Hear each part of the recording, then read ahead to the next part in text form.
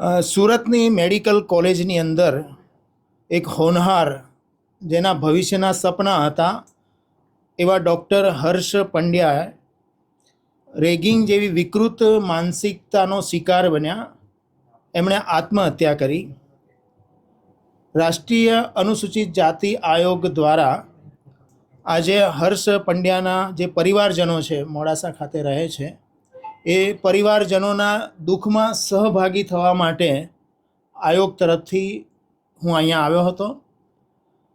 પરિવારને મળ્યો, એમના દુઃખમાં સહભાગી થયો છું અને એ પરિવારને ન્યાય મળે અને ભવિષ્યની અંદર આવો કોઈ હોનહાર યુવાન આવી વિકૃત માનસિકતાનો ભોગ ન બને એ માટે આયોગ નજર રાખી રહ્યું છે.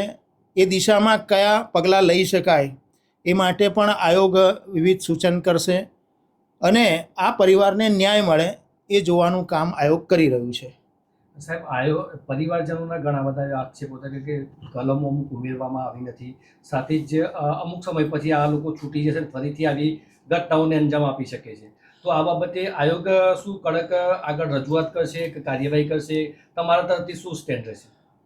આયોગ આ આખી જે ઘટના છે એના પર નજર રાખી રહ્યું છે અને આયોગની સક્રિયતાના કારણે જ એટ્રોસિટી એક્ટ પણ લગાવવામાં આવ્યો છે અને સરકાર અને પોલીસ તંત્ર દ્વારા આકરી કલમો પણ લગાવવામાં આવી છે અને પરિવારને ન્યાય મળશે જ એવું લાગી રહ્યું છે ને આયોગ પણ એ દિશામાં પૂરું સક્રિય છે. મારી મુલાકાતી સાહેબ, આજે પરિવારજનો જે વિક્ટીમ છે, પરિવારો, એ લોકો સંતુષ્ટ છે કે શું છે? પરિવારજનો પૂરા સંતુષ્ટ છે. પરિવારજનોની જે લાગણી છે અને માગણી છે એ છે કે ન્યાય મળે અને પરિવારજનો એ બહુ જ લાગણીથી અને બહુ વેદનાસભર કહ્યું કે ભવિષ્યની અંદર હર્ષ જેવો બીજો કોઈ યુવાન આવી વિકૃત માનસિકતાનો ભોગ ન બને એ આપ જરૂર જોજો અને એ દિશામાં સક્રિય થજો.